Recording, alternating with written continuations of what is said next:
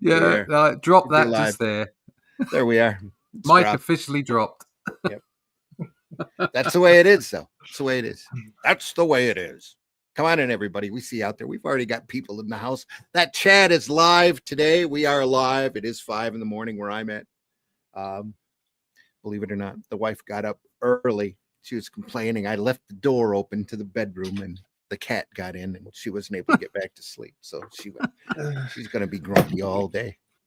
Well, the great cat. fun. Yeah, with the cat. The cat, yes. The cat's going to be grumpy all day. Yeah, absolutely.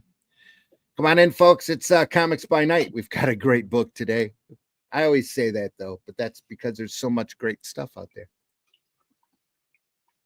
So I'll run the opening and get right into it. We'll run this. Here we go. Holy shit. That is the craziest thing I have ever seen.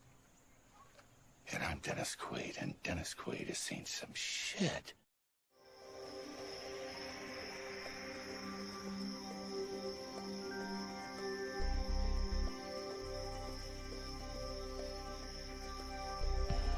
What was that? This is not a charade. We need total concentration. Now, once again, this time, with theory.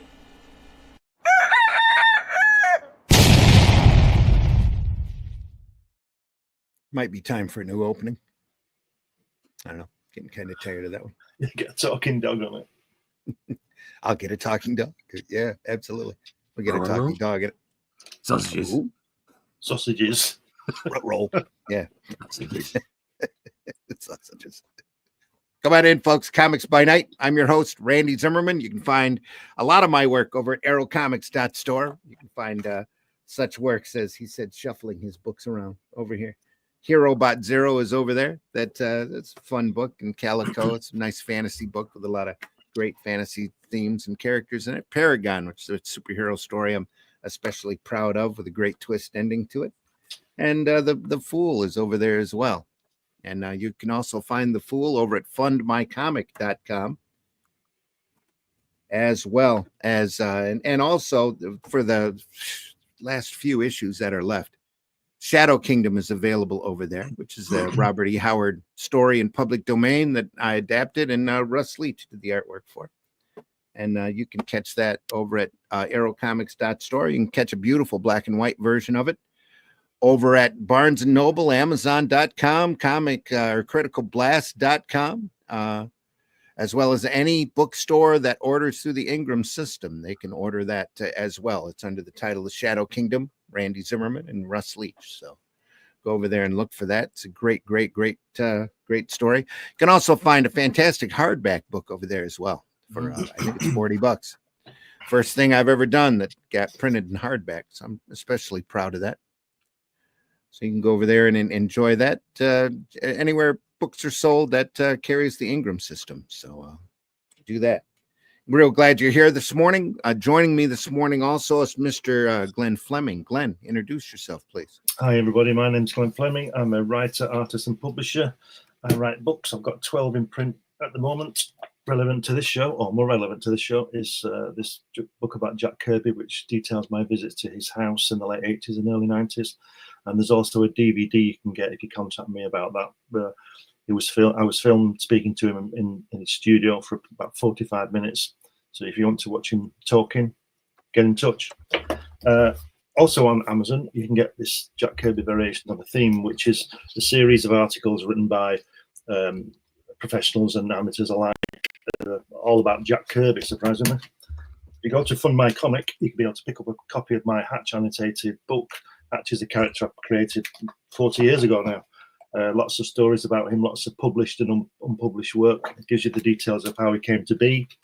And last but not least, I publish Comics Unlimited, which is a 100-page magazine about comics, articles, interviews. Both Randy and Russ have appeared in this comic. And that comes out every now and again. Should be bi-monthly, but it slipped a bit. But there's 15 issues on Amazon now. Officially published wheneverly. Yes, wheneverly. That's the one. Wheneverly. All right. Also joining us this morning, Mr. Russ Leach. Russ, introduce yourself, please. Hello, my name's Russ Leach. I'm a comic book artist from the UK. Done some Batman, some Doctor Who, some Marvel stuff, some Ben 10. Been around the block, done some stuff. But that's not important now. What's important is things like the Shadow Kingdom and the Atlantean issue 1. I found out the other day that actually it's because we're calling it kind of like magazine because we couldn't call it a graphic novel. And I heard the expression bookazine. So it's a bookazine. There you go. 52 pages of fabulous black and white. It's a slight change of pace from the Shadow Kingdom, but it's still keeping Robert E. Howard's vision in place. We hope that's what we're trying to do. Randy's producing some great scripts. I've got Aaron Sparrow on the editing, and he's bringing some great stuff to it as well. And the book it's gone to print. It's official. It's coming. So we'll be posting that out next week or the week, but certainly early December. You'll be getting your books, I think. And that's it's already gone to Red Dragon in Brazil as well, and is being translated as we speak. Second book is in production. First pages have been drawn already, and a cover has gone off to ink spots. Really looking forward to seeing that coloured cover coming. If you want to find out what's going on, there'll be another newsletter soon.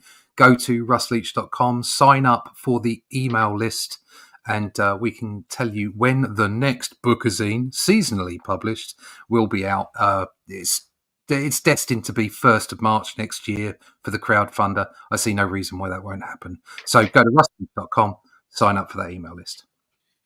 It's still a graphic novel to me. Yes. Bookazine almost has, to me, it's got the same feel as floppy. Floppy. There's nothing floppy about Cole. 32-page comics are floppy. Yeah, sounds like a rabbit.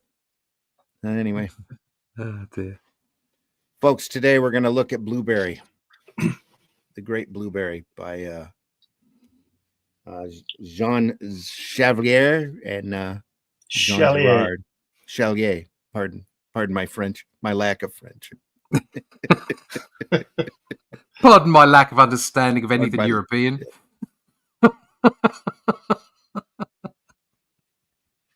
It's all right. We'll all be gone soon. They start chucking missiles. We'll all be gone soon if they don't start checking themselves. But that's a whole nother matter. Yeah, we don't have to get into that. Crazy people just lobbing missiles at one another. Lobbing missiles at each other. Yeah, they're all crazy. Yeah. Look at that cover, though. I love that cover. The thing that sticks out to me is the shading. Yeah. Mm-hmm. That wonderful shading under the neck and under the nose. And then a sort of a knowing that he's going to put in that, under the eyes for the hat, which is a slightly different kind of shade. It's absolutely gorgeous, isn't it? And the lines as well. Beautiful. Yeah. And the sweatband along the hat here. Yeah. Beautiful touch. Wonderful varying weights. Just absolutely gorgeous. Yep. I just love that picture.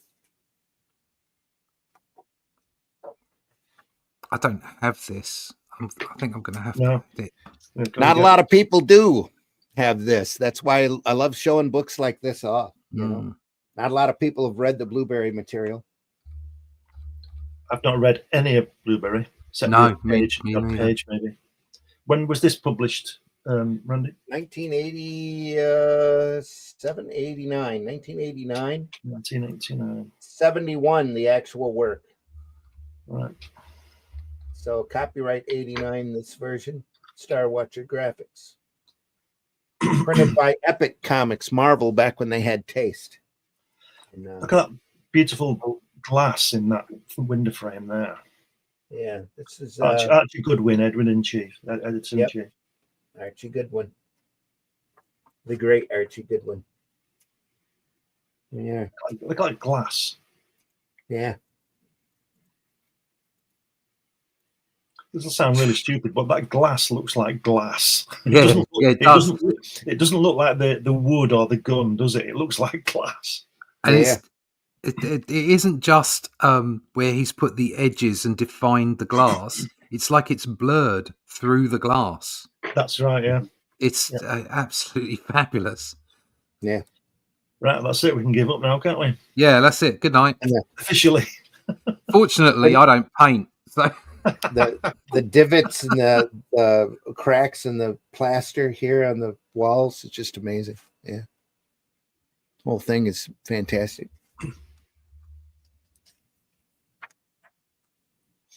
Oh, God.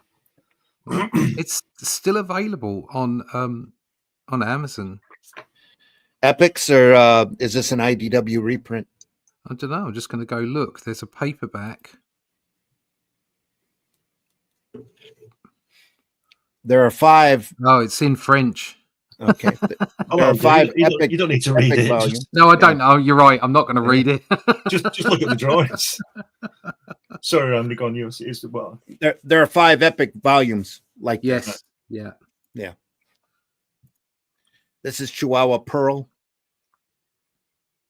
It's really believe it's the first one he did, and even though he jumps through the timeline on the character quite a bit. So there's also a series of Young Blueberry books.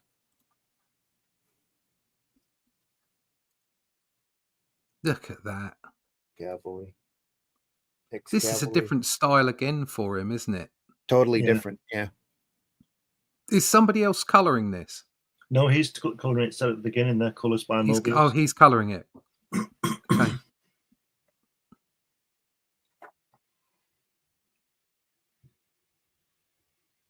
Signer Rubin. Down below. Oh yeah. Yeah. He's doing this Colours. story. Yeah, colours. John Giraud. That's Moebius. That's colours on Chihuahua Pearl. So maybe somebody else is doing the rest. No, he did the other story in this book as well.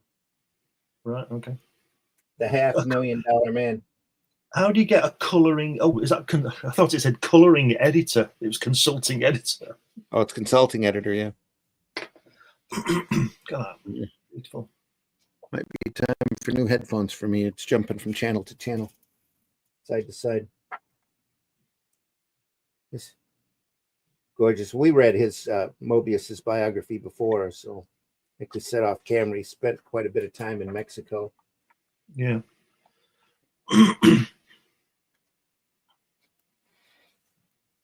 I do believe these were done in half-page segments. Right. Yeah, you can see that. Can't you? Laid out. It looks like a Sunday comic page here in the States. Sunday section would run 2 tiers like this. Anymore. What's the name of this first story? Chihuahua Pearl. Chihuahua Pearl.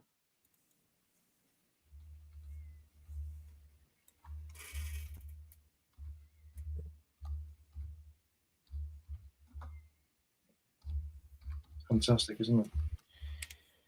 Great horses. Very, very Western, very different theme from the other material that we've looked at before, writing and everything about it.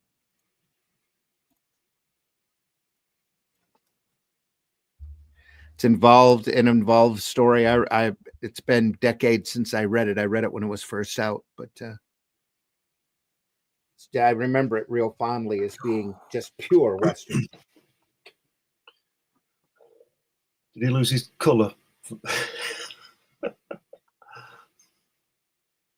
believe that might be a flashback there. Something that happened to him in the past.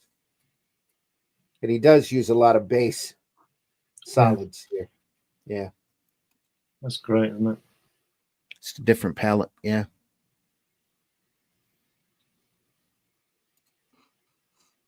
But, look at that. How often do you see artwork like that in comics? It's great stuff.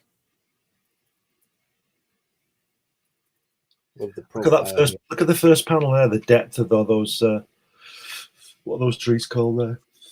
Cactus. Yeah, the cactus. Look at the way the depth of that. Such a small panel. He's got He's got 14 miles in it, hasn't he? You know what I mean? Yeah. Well, that's the Southwest landscape. Really, there's a lot of land. Oh, I've just seen that first page in black and white. Yeah. God, This page or the other first? the page with the big rock on it, and he's shooting, turning back and shooting. Yeah. Yeah. Wow. Yeah, that page. Yeah. Can't help but see the love in this, you know, care taken.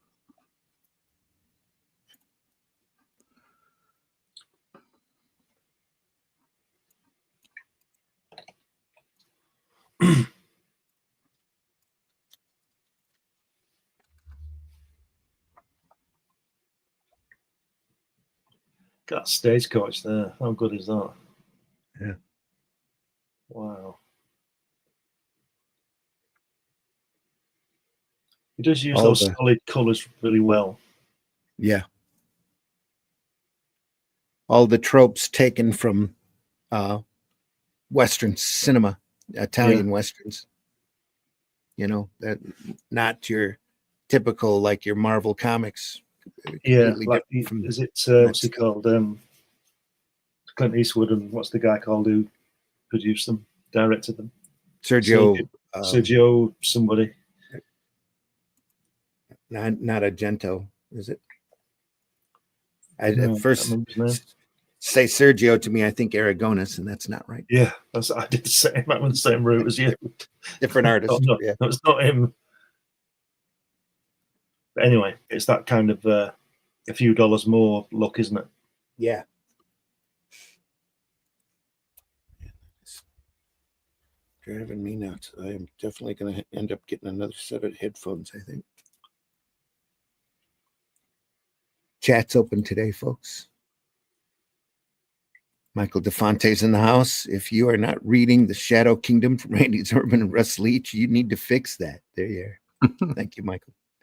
Also said, like I said, I read it 3 times because how much I enjoyed The Shadow Kingdom. There we are. Thank you so much. So pleased you like it, Michael. Thank you.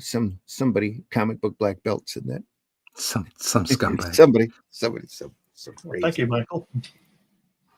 Glenn B. Fleming is great work. I have enjoyed his Comics Unlimited quite a bit. Yep. All sorts of great comics history found in there. Great articles. Blueberry is a book I have been wanting to get into for a long time. Great selection for today. Thanks again, Michael.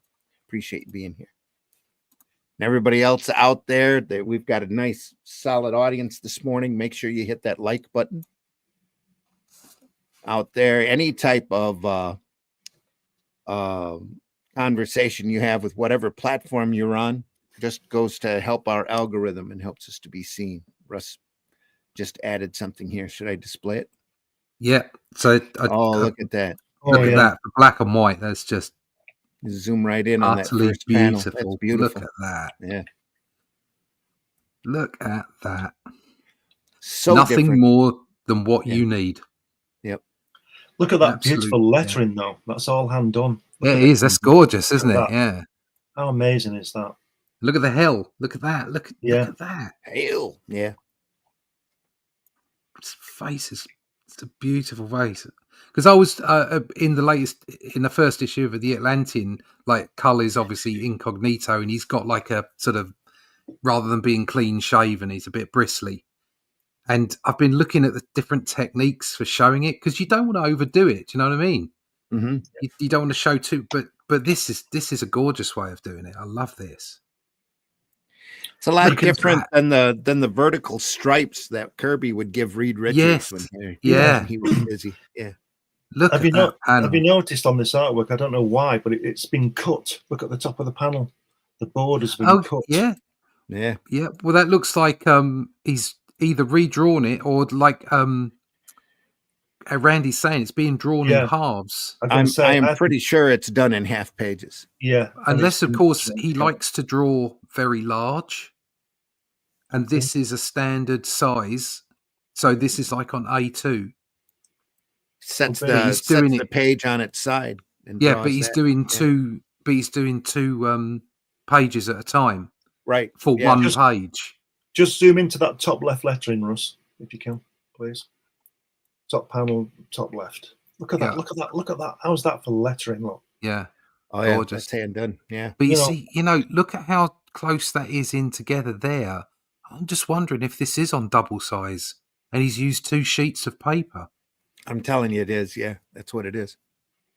As you So go he's- in, you see all, especially hitting all that detail. That's just Yeah. So beautiful. he's Yeah, turned it's the a page lot. sideways and just done 2 panels on it, or 2 Yeah. or 3 panels Yeah. on it. Half a Yeah, page so he's on it. basically planned the page out as you would normally plan it out on a standard piece, but he's done it on 2 bits of paper instead of 1. Wow. Yeah, very, very rarely do you see the middle gutter violated Mm. on these No. pages. Very incredibly rarely. That's bonkers. It's like the Starhawks material we were looking at. Mm. Yeah. No, It- it's again- about the same size. This we're looking at somebody who can draw. Yeah, too. yeah. Yes, very Can much he so. draw? Yeah. Look at it. It's just fabulous. This is giving me ideas now. Because if everyone who's watching could click a like thumbs, it would help. Yep, absolutely. We need all of the exposure we can get our hands on, folks. This is some Just- great material. We love showing it off. So That panel is just look beautiful. at that. Look at the whiskers there. Yeah. Yeah, and look at the shading on the bottom lip, and it's just and the hair. Oh man, oh dear. There you go. Well, the guy looks like he's been running in the West, Yeah, that's just Out in the gorgeous hot sun. and Let's a just real look- insight. Let's Yeah. just look at that page for the next 2 hours. Yeah, Yeah, we could do that. Yeah. what an insight into what he's doing there. Mhm. Seeing that black and white art there. I always say this. I want to see the pencils. Yeah, Yeah. and that wasn't like we were saying, that there was no way that was corrections, because look at the way it's designed. It's designed so that you can do it on 2 bits of paper. Yeah. On some of my art, for some of my inking, if you look at the scans, you'll see lines like that where I've cut a panel out because I'm not happy with the panel and I've done a new Mhm. panel and put it in a la Joe Kubert with tape on the back of the page. Yeah. Yeah. Because he's great at that. You can do it with anything. Like if you don't like a face, you go, I haven't got enough white out to fix that face. You just do another face and just like cut it out, one over the other, Yep. and then tape it in, and the artwork's there. It's great. And, you and now with computers, you could just drop it in on your scan. Just put it on a different I mean, layer. And yeah. yeah, Yeah, I it's not prefer bad. to have it in the same piece of paper. So if I do get to Mhm. sell the artwork, somebody gets the whole thing. But Sure. once you've scanned it in, you can just flick out the cuts that you've done Mhm. and just make it so that it works. And then nobody knows that you've done it, and it looks great on the finished end. But that is not what he's doing here. This is Really- a definitive decision to put Really it on 2 halves. Yeah. Well, you really have to wonder if maybe it was initially published in halves, because the pages are numbered here down in the lower right corner. Yeah. So it's Yeah, definitely they are. Look, it's got 2 another number on the top one there. Look. 2 pages. See it? Yeah. put together, yeah. On the right hand page, panel 4, look at the bottom right hand corner of it. Mhm. Yeah. There's a little folio. Yep. Yep. So it could well have been, because there's a format in Europe that I've got a few books of that are like long and thin, like that, almost like the Titans Yeah. format Right. for European color comics, and there's a lot of people doing that. So maybe that's how this started off, and they simply bundled it into this format to make it more resellable across the world. More mainstream in this bundled up look. That's probably how the albums were printed anyway. It was originally probably in halves. Marvel used to do 2 half pages in the middle of their work, Right. just so that they can run an ad along the bottom. Yeah, So yeah. right in the middle of the book, you'd have 2 half pages with Mm. ads along the bottom set. But this is I think this is definitive. It's like it's Oh yeah. it's made for that format and then stuck together for this format. Yep. Yeah. It's wonderful. Plus, as you said, doing it that size, because it's obviously big, this artwork, it gives you the Mm. chance to do all that detail in there. Yeah. Well, the great thing about detail at that size is you can get your brush out and not worry about a fine line. Yeah. You can just daub in what you want, and because it's coming down half the size, It looks like fine detail. It's like Hal Foster and Prince Valiant. He Mm. did those incredibly huge, so that all that detail looks beautiful. You know. Yeah, there are times when you look at work and you think, how on earth did they do that? It's like, well, because the parameters were different. That's why you're doing things differently to what if you're sticking to that 11 by 17 or whatever it is, Mhm. and not going up any higher than that, then there's gonna be a certain amount of restriction you're gonna find as far as fine line is concerned. Yeah. Just yellow there. Yeah. Yellow. Whole page here. A little bit of orange in the background. Very solid. Just like Shadow Kingdom, very solid tones. You don't need to get fancy with it.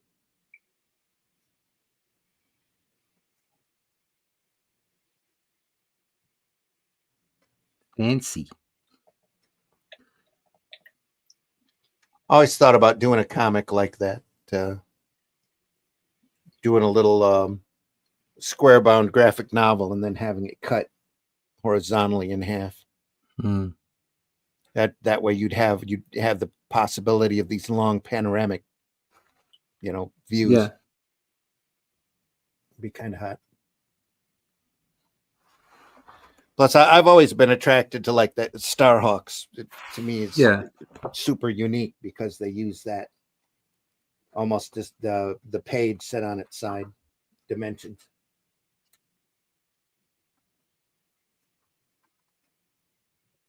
A lot of dialogue. It's a deep story. A lot of stuff happening, going on. Have that slap. Definitely a read.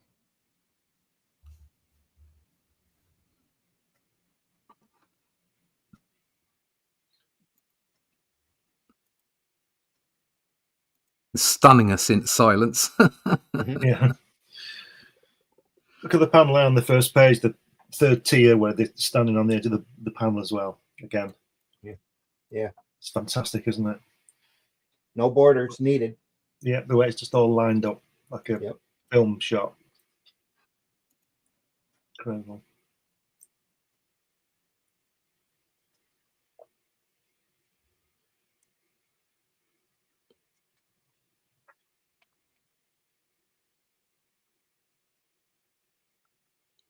It's so packed full. Yeah. Yeah, it's both words and pictures. Yeah. Yeah. Very dialogue heavy. There's no space other than used space. It's great. It's fantastic. My only criticism of it, if I'm allowed, is the way that because of the translation, sometimes there's not the words the balloons are too big for the words. Sometimes there's not enough wording in the balloons. Yeah, it just shows you what an overblown language French is. I didn't say that, folks. I did. Although I agree. To all our French, cousins. Sorry, not sorry. No, it's just a joke. Check it out. We're not going to invade or anything. Well, I'm French somewhere down the line. My lot came over in 1066. So, all right. So you've been stuck here squatting for hundreds of years. 1,000 years I've been squatting. Yeah, 1,000 years. God, squatters' rights for 1,000 years. It's funny because my great granddad came over on a boat with Richard the Lionheart, and then my dad jumped back there in 1944 and out of the plane. Going back to sort them out. He looks a bit like Diego Maradona, doesn't he? He does a bit, yeah. Square face and that hair. He's got lovely hair. Yeah. I love the colouring on it. It's very subtle, isn't it? It's just brilliant.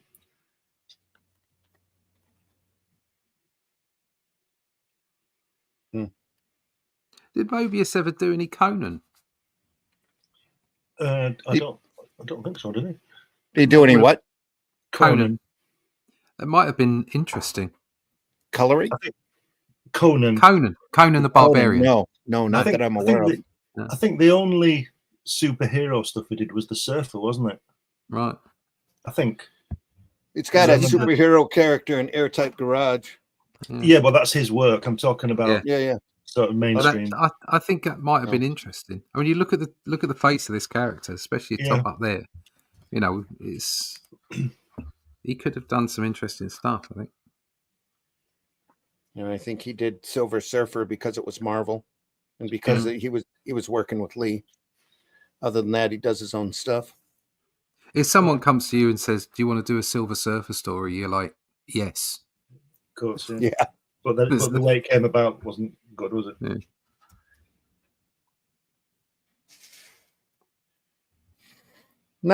Not a terrible work, you know, the Silver Surfer stuff. So I mean the way that he had to work the Marvel way and didn't want to do that. And all that. Well, that's you know, that's Lee. I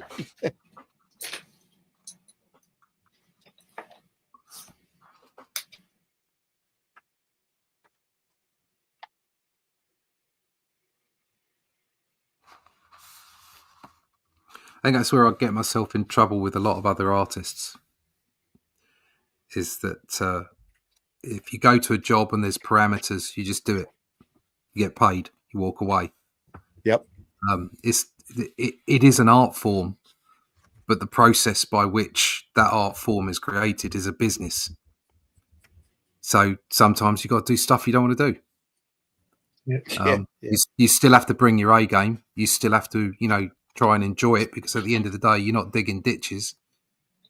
So, you know, deal with it. Yeah. And if you don't bring your A game, you won't get a next gig. Exactly. So I can appreciate why there's a lot of creatives out there who are, like, you know, very protective of the medium, of the art and the process and all the rest of it. But at the end of the day, you know, when you're drawing for comics, it is a business, and there's a brief, and you have to submit to that. And if a company comes to you with a project and says, "I want you to do it," and they're going to pay you, especially if they're going to pay you well, then you just got to go on and do it, whether you like it or not. If you accept the gig. Yeah. I lost one of the sides of my headphones. I'm probably going to have to get... Lost the side. It just fell off. Yeah. Lost the sound out of one of the channels there. Anyway. Onward. Nice. Little thin. That's a lovely panel, isn't it? Yeah. Yeah. It's like it's sort of reminiscent of being out of a film that's just so big for such a small panel.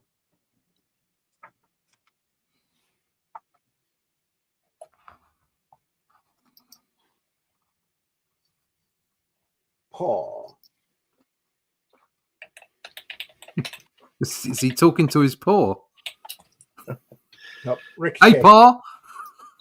I just looked, Randy. That guy, it's Sergio Leone. Okay. Film director on those Clint Eastwood films. No, it's Sergio somebody. Yeah.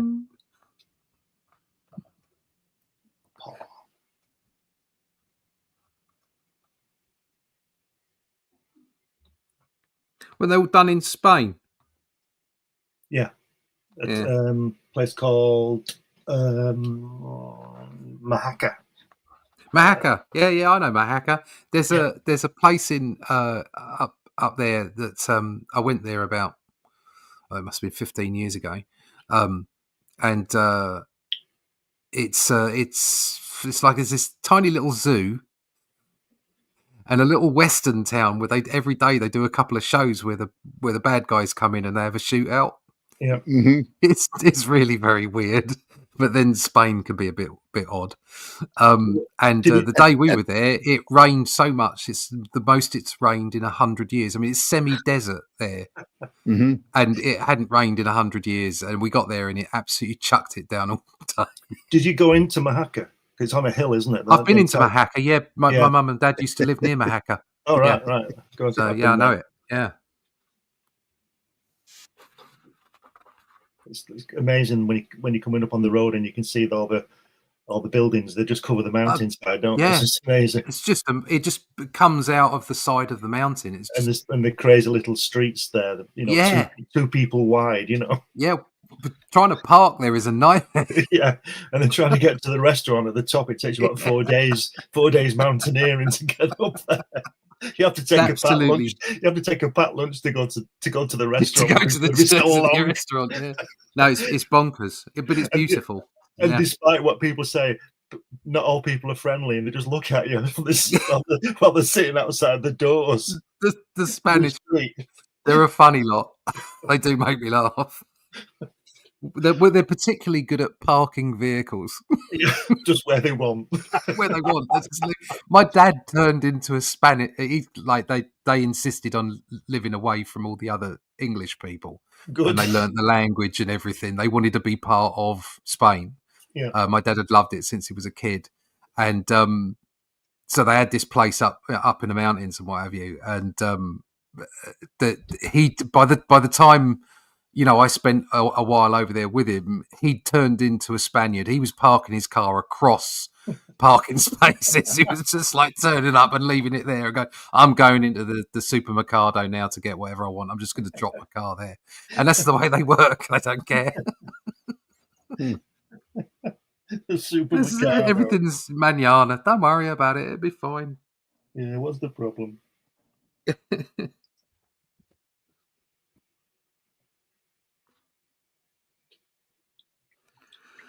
It's stunned us into silence again, isn't it? Yes. It's just so dense. It's fantastic. Yeah. Amazing. Oh, that old geezer on the right hand side there. Yeah, that's great. Once again, guide your eye. Yeah. To solid. Once again, you can see the influences into the artists in 2000 AD here. Yeah, very much. This is also a lot like Serpieri's work, isn't it? Mm. And that's not really surprising, seeing as they only live about 200 miles from each other across the border. There is that kind of European sensibility, isn't there?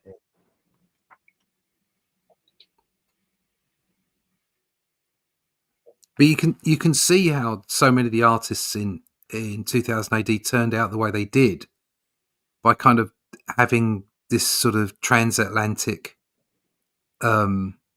mix of influences. You've got Europe on one side and American comics on the other. Yeah. These pages remind me of Carlos Esquerra. Yeah, a little bit. Yeah, that's what I was thinking as well. Yeah. Especially down on that right hand side there. Yeah, especially Blueberry's face. Mm. He's not sort of the most handsome man, is he?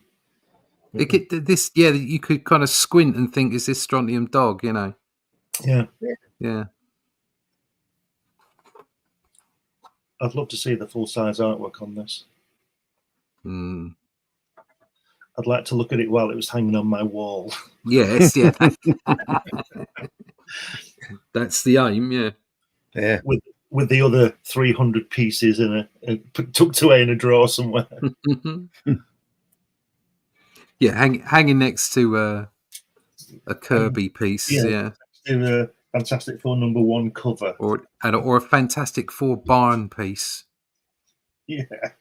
Do you remember that one where they met this guy out in space and he was in a hockey uniform or something? He had a big stick. I can't remember what his name was. Remember that? I can't remember what his name, but he had like a hockey mask on and a stick, and they were out in space. I don't know how that works. It was bonkers, but it just stuck in my mind. You know how some things stick in your mind more than others from when you're reading comics. You know, like I mentioned to someone, you know, the first Conan strip that I ever read, Iron Shadows in the Moon. It's still in my mind constantly, and then there's images. You know, certain pages that stick out at you. You just can't get rid of them. They're just permanently imprinted on your mind. For me, one that comes to mind for that kind of thing is it's the best title in comics for me. It's that Fantastic Four. I think it's Fantastic Four 37. It's called Behold a Distant Star.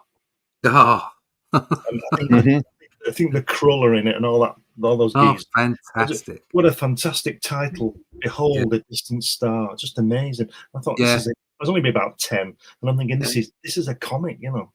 Yeah, I mean I'm not a big Fantastic Four fan, I'll be honest, but the artwork has always been just amazing.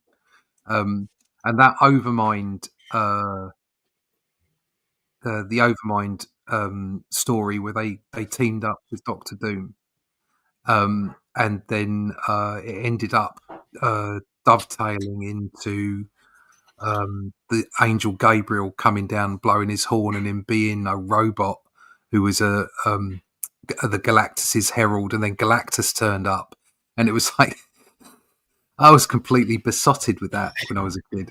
That was just such a great story. Is that Buscema? It was. I think it was pretty much all Buscema, yeah, and Sinnott, yeah, And Roy Thomas, would it be? Right. I think so, yeah. I mean, it's just brilliant. Look at that! Look at that! Looking down from that high spot.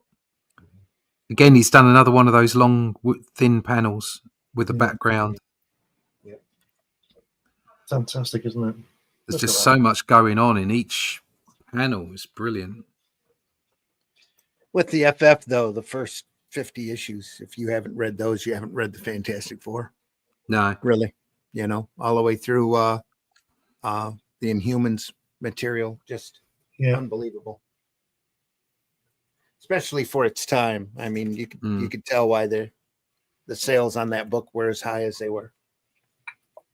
Just imagination overload, pretty much.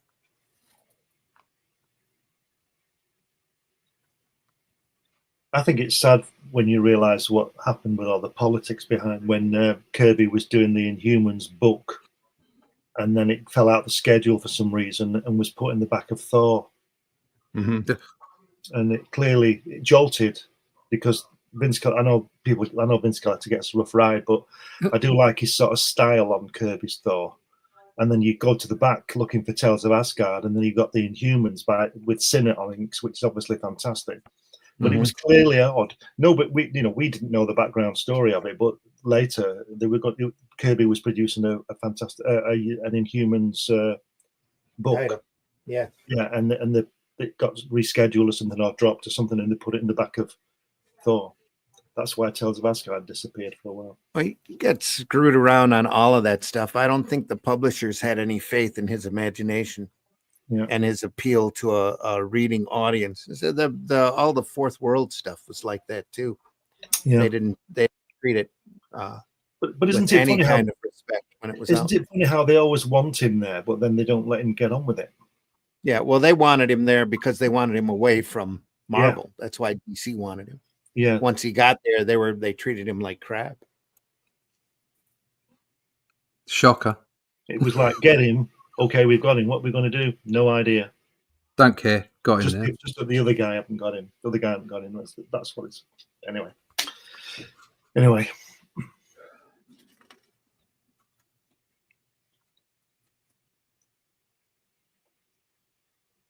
So you're getting value for money on this book, don't you? You certainly are, aren't you? Yeah. God. Yeah, the story is it is a read. It definitely is. There's a lot going on. Tonto. Well, if you think about it, effectively, it's double-sized, isn't it? Mm-hmm. Because if it was originally designed for this landscape format, even though you've still only got the same space, you kind of work out what you're doing and how many panels it's going to work. And you've got to tell a little bit of a story on each half page, right, which means that you're kind of adding in even more. I mean, you've got a minimum of 8 panels a page. Whereas normally I would suggest the average is somewhere between 5 and 6 for a similar formatted page. Yeah. So before you even start, you're going to put more panels in. Double. Yep. Yeah. And then if it's a bit of story that's particularly dense, suddenly you've got maybe 9 or 10 panels. Mm-hmm. So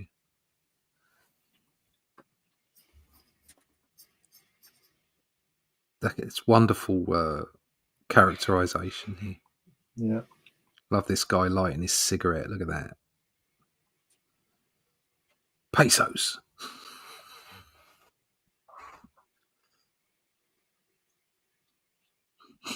Great horses. You're a lion pig.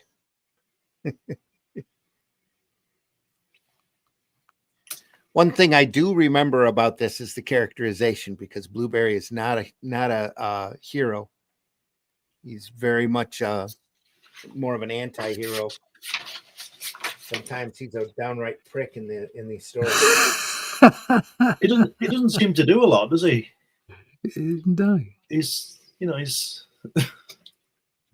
riding his horse around, getting in trouble. He doesn't have to do anything, does he? He just gets in trouble all the time. Yeah. He was always in trouble with the military too when he was in the cavalry.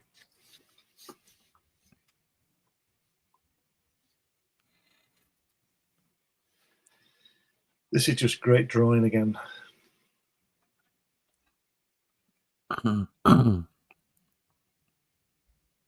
And sometimes, like we've said in other works in the past, the color just seems to get in the way of a lot of the detail. I would really enjoy seeing this, like you said, Glenn, in black and white. I think it'd be very interesting to see. Yeah. Well, that page that Russ showed was just amazing, wasn't it? So it gives you an idea.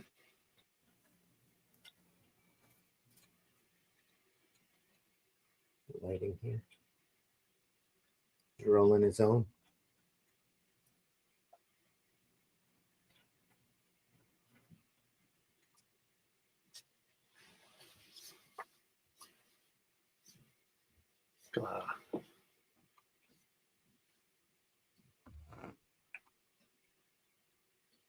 This is we've mentioned this a few times about talking heads. Yeah. And making it interesting. And deciding when to do a medium shot and on close in and all that kind of stuff. It's got to be interesting.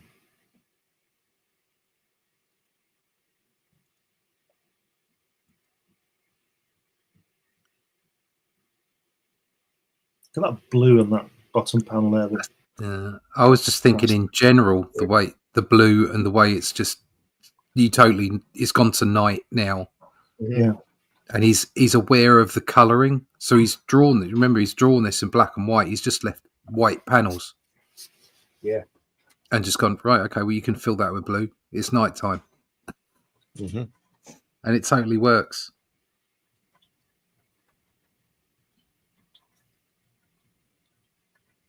He's definitely spotting more blacks in this book. Yeah. And those two right-hand panels there, the black underneath that guy's hand as he's tipping his hat up. Yeah. That's you. If you'd see that, if you'd have seen that independently, you wouldn't necessarily have said that was Moebius. No. Mm-hmm. Was it originally? If you weren't aware, you'd think that Arzak was a completely different artist. Yeah. Was it originally printed in black and white? I don't think so. Was it always been in colour? I think it has been, yeah.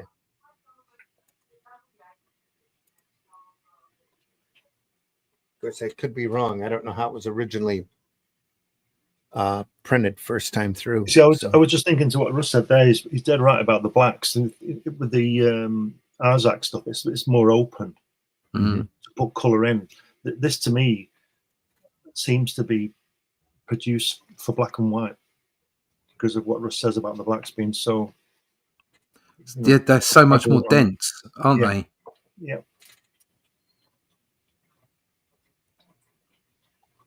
Which is why I was asking about the colorists at the start, whether it was painted on or whether it was digital color or.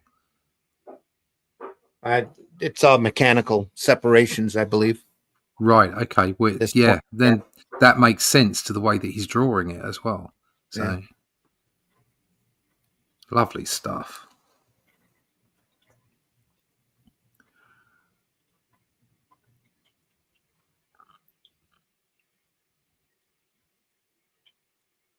detail here.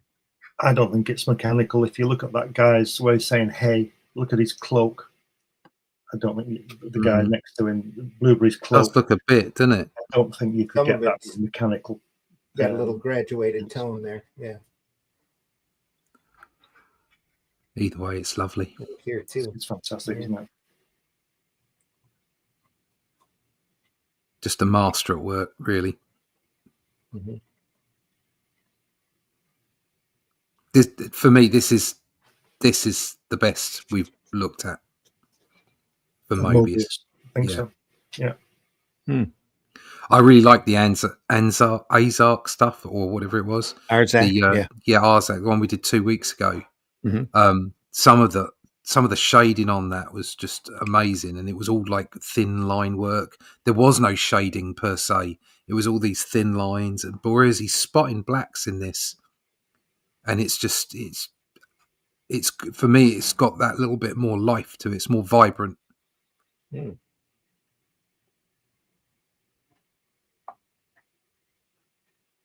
Yeah, because you would think with the stippling he did in Arzak, give it a more realistic texture, Yeah. Feel to it. But yeah. It's I mean that book was certainly that first story was just beautiful, absolutely beautiful. The use of color, and again, it's like there's a question as to the use of color in that one. The color was different to this. Mm-hmm. This is more muted, I think. Yeah. Look at that internal shot there with the post and all the people are. That's just amazing. Yeah. God.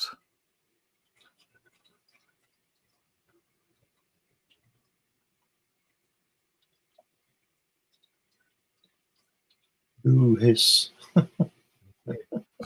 Ooh, yes.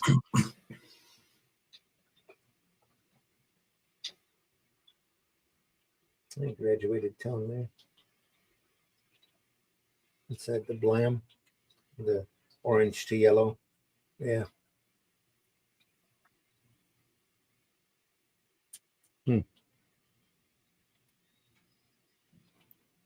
Wow. If it had drawn that scene there with look inside with all those people as a double page spread, that'd have been something, wouldn't it? Yeah. Might have been at one point. You never know. I'm going to say it's interesting that has that not split? It's gone into. It's about to say he's actually split across the page there. Yes. Yeah. But it's the first time he's done it in the whole book. Yeah. So, I wonder how they did that.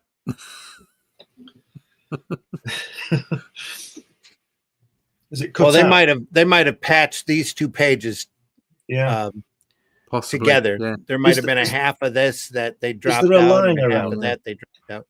Is there a line around that big panel?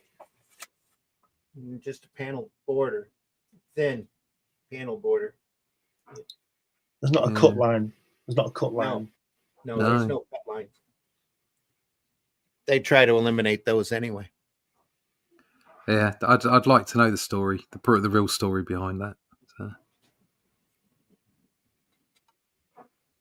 Oh.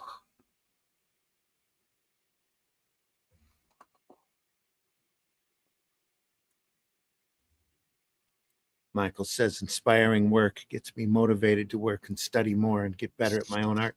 That's one of the reasons why we do this. Michael, glad you're figuring that out. Doing what we've done for the last 2 years has directly changed what I do, without doubt, because it's just being regularly open to lots of different styles, lots of different approaches and learning. Mm-hmm. And it's definitely changed the way I draw, without doubt.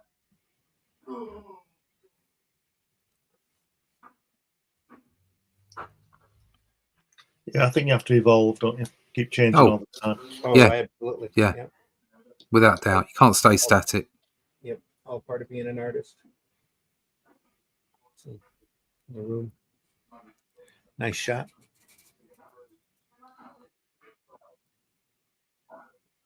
The shading here. Yeah, look at that. It's fantastic, isn't it? Yeah. He could be Garth, couldn't he? Yeah. Same kind of hunky guy, isn't it? Sort of in the wrong place at the wrong time. Yeah. But again, those older British styles have got more in common with the European style, Yeah. haven't they? Yeah. You see the fine lines and the Yeah. way that they put it together, and the way that it's not overly dynamic. Yeah, you could see Frank Bellamy doing this strip, couldn't you? Yeah. Mm-hmm. I'm sure he did a number of Western with Garth. Yeah, yes, he did. Yeah. I don't see what you think about this. I could see Frank Bellamy doing this strip, but I couldn't see Brian Bolland doing it. I see what you're saying. Yeah. No. Still, I'm sure he'd kill it. I'm sure it would be the best thing you've ever seen, but I'm not sure whether it would fit. I'm gonna have to go through my long boxes and dig up some of those old Jonah Hexes. Yes. And show those off. I've got them in Showcase Presents, but that would be next to impossible to show like this because the spine on them are so thick. Is Jonah Hex Don Heck? Oh no. Jonah Hex is mostly Filipino artists. Michael Fleischer, when he was writing it, was very Leone influenced. The as a kid, the kill count on those books were incredible. Did Joe Kubert do any Hex? I'm sure he has in the past. Nothing really springs to mind though. Most of the stuff I remember was Ernie Chua, and the Filipino artists from that era. Yeah, they just kicked the walls out on the art. Just beautiful stuff. Which Western did Don Heck do, if any? He did a lot of the Marvel stuff, didn't he? The Two Gun Kid, Kid Cold, Outlaw, that kind of stuff. Yeah. That must be what I'm thinking of, yeah. After Kirby. Devil Flyer in the house. Says, hey, all, been writing my own Western. There you go. Yep. Stop shouting. Yeah. Levi's in the house. Levi, how you doing? Good morning, all. Inking and listening live this morning. Great stuff as always. Fantastic, Levi. It's great to hear that you're inking and you're working on stuff, buddy. Can't wait to see what you're working on. So those early Jonah Hexes are incredible. Yeah. Devil Flyer says, good morning, everyone.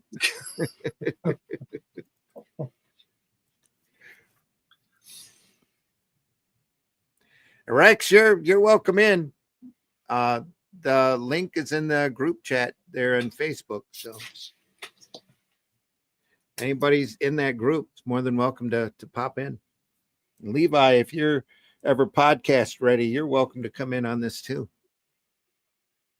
Be great to have you on board.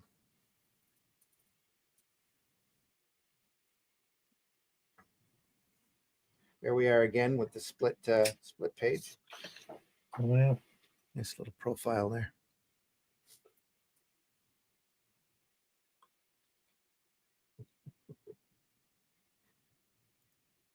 Kisses the girl just in time for the law to break in. Open up in the name of the law. Isn't that in Judge Dredd? Yeah. I'm the law. Not sure about that girl though. She's got a very high forehead. Yeah, and on that side view's a bit funny as well. Yeah. I don't know. Top left. I don't know what's going on with her head there. That girl on the table there. Oh, yes, that's great. Yeah. Oh, yeah. Yeah, that one up there. That one up there with the blonde thing. Yeah, that's a bit weird. It's a bit high.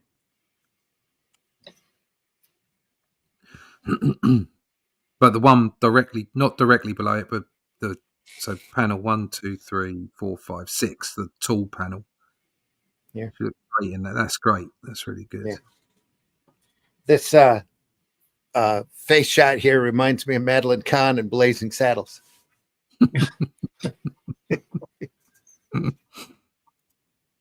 A movie people don't watch often enough, by the way. So everybody should be forced to watch it. Excuse me while I whip this out.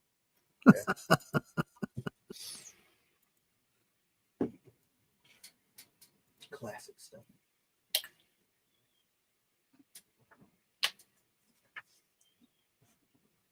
Do you know, I've only seen Blazing Saddles once on the pictures when it came out. What was that, 1974, 75? Round in there, yeah. 50 years ago. Bloody hell. All of the freebie streaming services like Pluto and Tubi and Plex and all of that, they have it all the time. I guess it's almost a cult favorite. I'm surprised it's not been banned. Yeah, pretty much because it's so non-PC.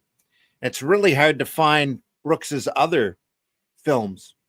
Blazing Saddles and Young Frankenstein you can find, but a lot of the other stuff is really rare. Is it the directors? The producers? That's it, the producers. Yeah. The producers is bloody hysterical. Oh, it is. I personally think it's his best, but... Is that the one where is that song? Springtime for Hitler. Yeah. Springtime for Hitler and Germany. And he's a Jew singing that. Yeah. Just, Hey. I mean, he is fantastic. Oh, sorry, Levi. He is. Yeah, Mel Brooks is great. He's about 98 Mel Brooks now, is. isn't Yeah. I mean, what a shining example of how to do comedy, to parody everybody. Yeah, you know, equally. comedy should touch everybody, and you know, and the fact that he hits on those things that are sometimes deepest and darkest, and we have to laugh. Yeah, you know, we've got to laugh, who, and he's just brilliant. Who directed A Funny Thing Happened on the Way to the Forum? Oh, that's a funny film. Isn't that a British film? I don't know. Isn't that like I know Zero Mostel's in it. Right. Yeah. Zero Mostel. Yeah. He was wasn't he the? Oh no, he was he was in the producers, wasn't he? Zero Mostel. Yeah. He was funny guy. Oh yeah. just thinking about that film making me laugh. Yeah. And Spaceballs. Yeah. Being actually a better Star Wars film than Disney Star Wars. Yes. You know, you were saying about things sticking in your mind. The thing that I remember most about Forum was the grapes scene. Do you remember that? When he was flicking grapes at that girl. Do you remember that? Yeah. Is the director of A Funny Thing Happened on the Way to the Forum. Oh dear. Moving on. It just shows you there's something going wrong with the world where people won't laugh at things. And, yeah, I know. They want to pull you down. Permanently offended by everything instead of just laughing. Or just walking away. 1966. A Funny Thing Happened on the Way to the Forum. Richard Who Lester. Richard. Sorry, go on. Sorry, carry on. Sorry. Zero Mostel, Phil Silvers, and Buster Keaton. Phil Silvers. Phil Silvers. How good is Phil Silvers? There you are. So who directed Buster it? Keaton too. What was the Carry On film with Phil Silvers in about the French Legion, the Foreign Legion? It wasn't Carry On the Khyber, was it? No, I can't remember what it was. There, I can tell you. Give me just a second. But yeah, I mean, actually having Phil Silvers in a Carry On film was what an amazing amalgamation of British and American humour. Carry On, Follow That Camel. That's the one. 1967. Yes. Brilliant. The best one we said from last week was the Carry On Screaming one. What is my name? What is my name? I don't know. What is your name? Yes. Yes. What? No. And she says, "This is masterful." And Fenella Fielding says, "Do you mind if I smoke?" And she just starts smoking and fills the room with smoke. Oh dear. Oh dear. Yeah. Okay. Back to the book.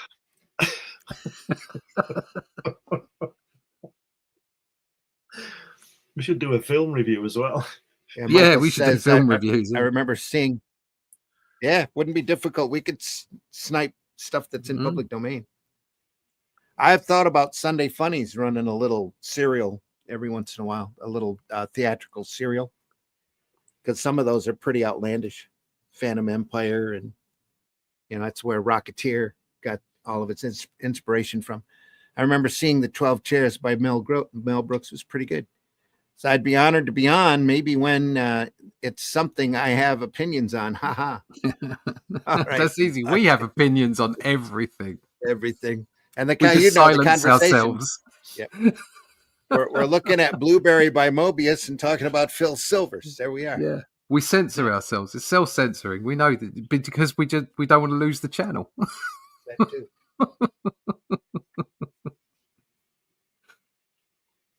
Book 2. The $500,000 Man. Brilliant. Yeah. Look at that last panel on that previous story, though. Look at that. Yeah. Looking down on that Open, town. yeah. That port. He's having fun there. And here too. That. What more do you need? Riding off in the sunset. Like you said earlier, Russ, it's if you didn't know this was Moebius, you wouldn't think it was Moebius, would you? No, Not at all. I don't think you'd know. I don't think you'd. Yeah, or it'd be hard to pick it out just off the off the cuff, because it's got kind of a Western European kind of feel to it. And to me, there's what little limited exposure I've had to the the Bernelli Italian books.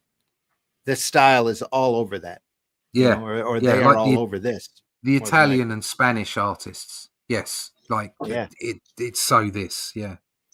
Well, you looked at that Druna stuff I sent you, didn't you? The Serpieri. I mean, God. Apart from the obvious, but aren't the drawings good? Just the drawing in that is just stunning. But we can't show it. We can't show it because there's lots of sex and boobies and things in it. But it's just wow. I mean, like when the mutants that he's drawn, like they're just wacky. They're just fantastic. What an imagination! What a skill! I don't think you can get those books in England, Russ. Oh, it wouldn't surprise me. Somebody's banned them. Somebody's clutching her pearls. Yeah. Shading here. Again, this terrible mix of anything that's drawn in sequential art must be for kids. Yes. Right. It's like, yeah. No, it's not. No, what you should do is you should have a bloody age range on everything and stick to it. Not this, we'll just make it up as we go along. Or like films that just make their own censorship up. It's like, no, everything's allowed, apart from obviously illegal things, which is absolutely right and proper. Yeah. Okay.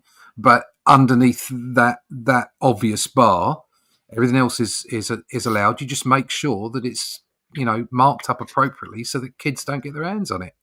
Yeah. Because I that stuff you sent me, the Serpieri stuff, I could appreciate the art for what it was. Okay, the fact that it had some mild pornography in it as well. Okay, but I could appreciate the art for what it was. But I wouldn't want my kids, reading that. I wouldn't want them getting their hands on it. That's for adults to look at and appreciate. And some adults might appreciate it in the wrong way, but I could appreciate it for the art it was. And that's what it's about. But you don't want your kids grabbing hold of stuff like that. No, not at all. Some would say the same thing about Renaissance painting. No, Renaissance painting wasn't pornography. It was just naked people. That's right. It's like there's a difference between, pornography and a nipple. America seems to collectively lose its mind over nipples, which I don't quite understand. But it's not pornography. We've got to stop. There's a wider problem here where people look at, body positivity and, sexualizing people and what have you. And yet it's constant. You can't see a nipple because it's obviously sexual. Sorry. It's part of a human body. What's your problem? That was my point. But isn't it funny that that's the kind of stuff people seem to want because it sells so well? Exactly. I mean, There you you hear, go. you know, it's constant, like, you know, strong independent women, and absolutely nothing against that. I haven't got an issue. Okay. But you know, there's constant mantras and doctrines being pushed out. And yet all I see is young, you know, creative women in music or acting or whatever, basically getting their gear out, you know, like showing and being overtly sexual. And you think, well, what did you want out of this? What are you looking to achieve? You know, and an industry in general, what are you looking to achieve? It all seems to be so completely hypocritical and mixed up. And yet you can go on what's it called? Friends Only or whatever it's called. Fans only fans. Only That's fans. it. Only Only you're, fans. Yeah. you're allowed to do that. Yeah, it's crazy, absolutely crazy. On the one side, it's like, oh, don't do this, don't do that, you mustn't do that, and on the other side, everything's overtly sexualized and consumerized, and we wonder why the Western world's falling down the toilet.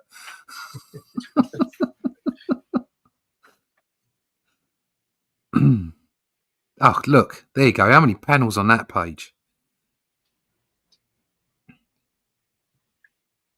We're all silent because we're counting. 13 plus the dialogue boxes here.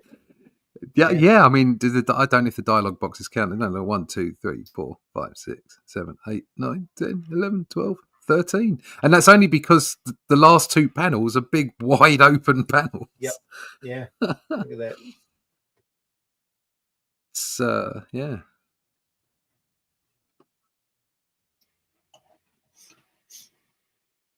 Again, what wonderful portrayal of racial differences, anatomical differences, just the characterization. Mm-hmm.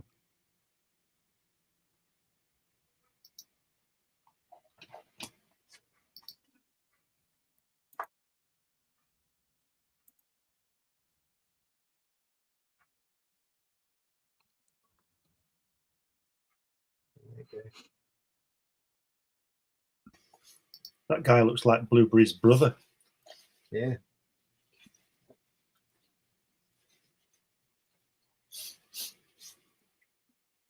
You can see the Moebius style coming in with that guy at the bottom panel there in the white. How long he is on the first page, centre panel on the bottom. Yeah, it's quite tall and thin. Yeah, that the way he's standing and everything. That's Blueberry's brother, Gooseberry.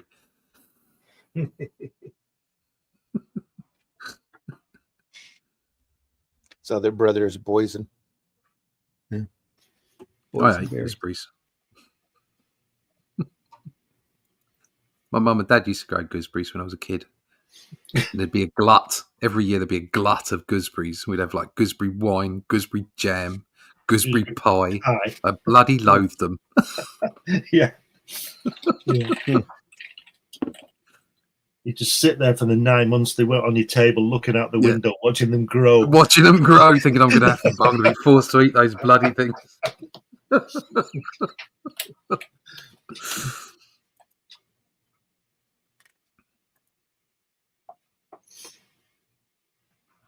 Look, wow. What a page. Well, what a couple of pages. It's 10. So I can... Obviously, the screen isn't perfect. I'm not looking at a perfectly crystal clear page here. It's still not bad, but it's not crystal clear. And you squint, and it's almost Dave Gibbons-ish. Yeah. Yeah. If you look at the right hand page, the second panel, the barman, it looks like a Mort Drucker Ringo Starr. Yeah. The guy holding the bottle. Yeah. Mort Drucker.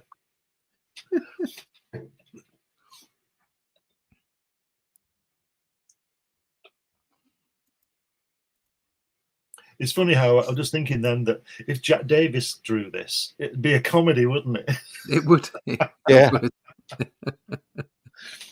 You'd have people with the holes in the soles of the shoes.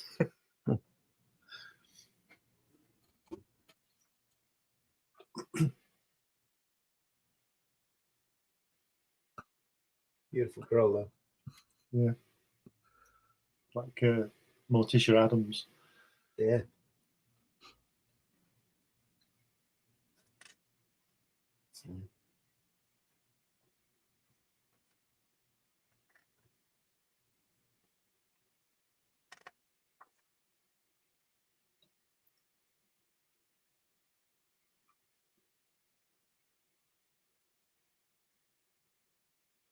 If you get this to read, I mean, you really do have to read it, don't you? There's a Yeah. lot Oh, yeah. going on. It's definitely a read. Yeah. And the story is as deep as the artwork too. So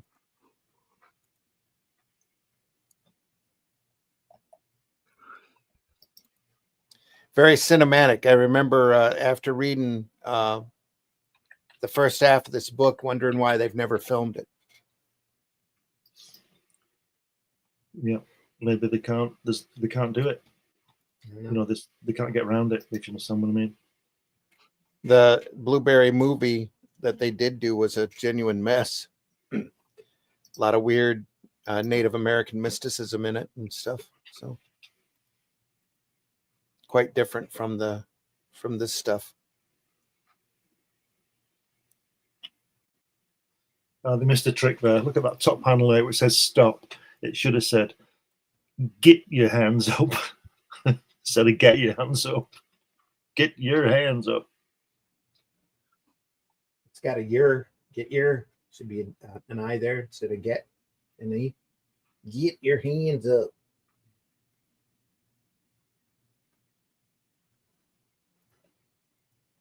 Got a panel there at the bottom on the first page of the last panel where that guy's in the silhouette with the Mexican hat on.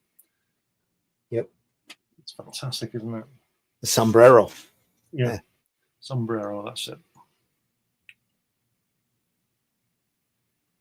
Just love that panel in general. It says a lot. Yeah. It's a lot happening there. Not a lot of color on it, and it just looks fantastic. Yeah. I like the way they're all color really detracts from it. Go yeah, ahead. I like the way they're all squinting as well because the sun is so bright. Mm-hmm. If you look at everybody, they're always squinting.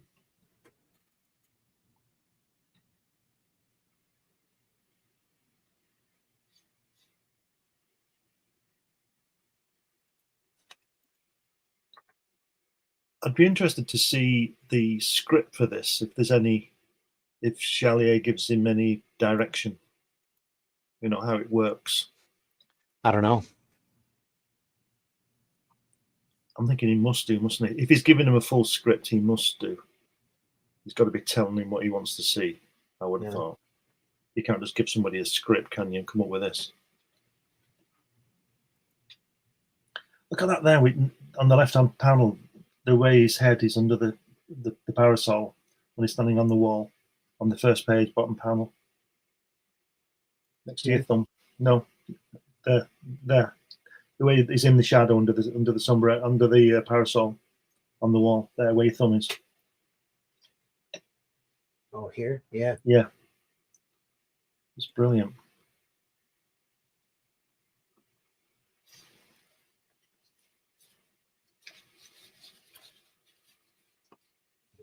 Shadow inking here in the face.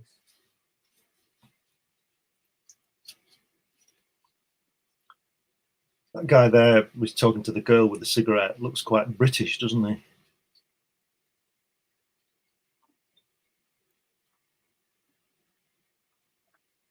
Yeah. He looks evil, you mean? Yeah. A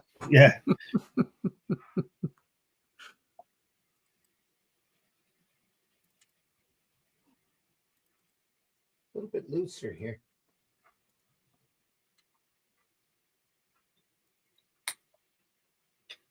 Looks like he should be played by Vincent Price. Mm.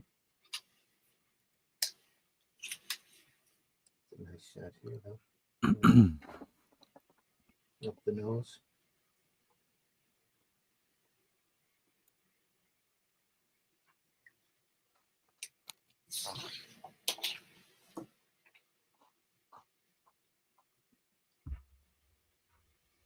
Yes, I got a green word balloon there as well on the bottom left. Oh, weird. Where are we looking? First page, bottom left. Look, bottom left. There, Here. that green. It is odd, isn't it? Strange. Where is isn't that Lovely woman's internal organs gone? it? yeah, Above- yeah. She's got her body is thinner than her arm. That's a skinny The girl. corset. That's what it is.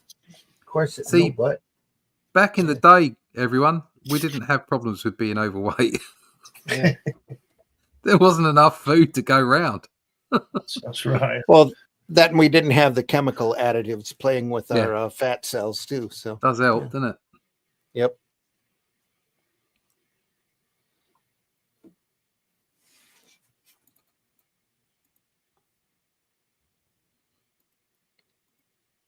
Levi says, is there a term for writing accents, speech, and afflictions? For example, idiot, or spelling get as get. It's a choice of the writer in the letter. It says, I love writing those when people get Like- it. It's so fun. Yeah. Like when they get what's his name from the X-Men to talk? The one with the cards, Gambit. They get Gambit to talk. He's got that sort of southern drawl, isn't he? New Orleans, French. New Orleans, Yeah. New Orleans French, yeah.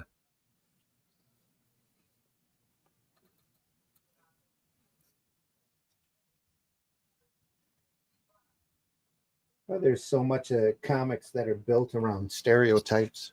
Mm.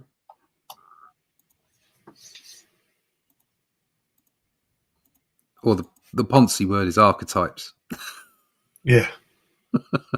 No official term for it. No, not that I know of. Inflections, I would know. Accents. Look on that panel there with the red on the first page, the second tier. The way he's done the caption with the red as well. First page, second tier, the red. The last panel. Last panel. Last panel. No. On that tier, second tier. First page. Mm-hmm. Oh, That's here. it. That's the one. Yeah. Yeah, the way he's just. Yeah, you almost don't see it. Yeah. I'm not sure if that isn't an accident of the coloring. Mm. That's a great panel above it where they're sitting down in that cell. Yeah. That's fantastic because it's like if you're on that level, aren't you? You're sitting down as well. Yeah, all those shadows. You're sitting below that. It's really a worm's eye view. Worm.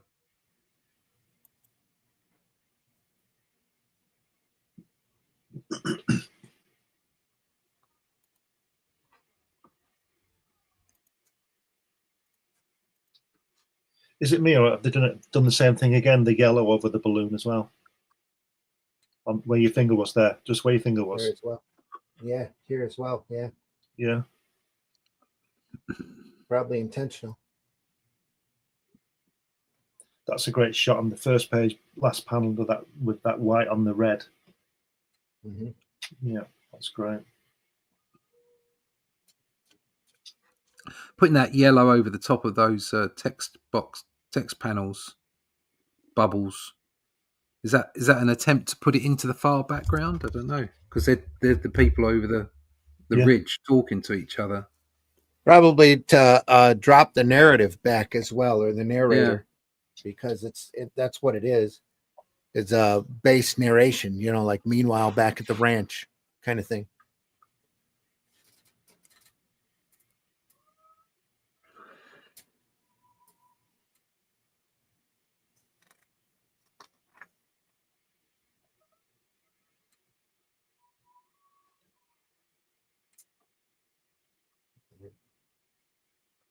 Shadow.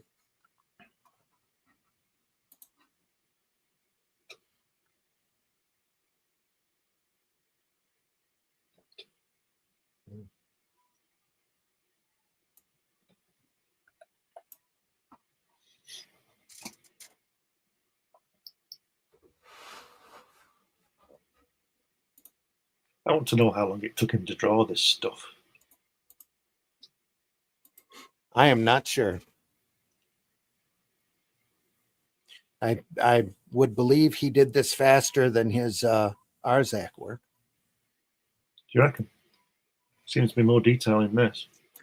I Yeah, think but there's a lot more direct detail on this too, though. Yeah. You know, there's a physical element to how many lines can you flick down in an hour, say.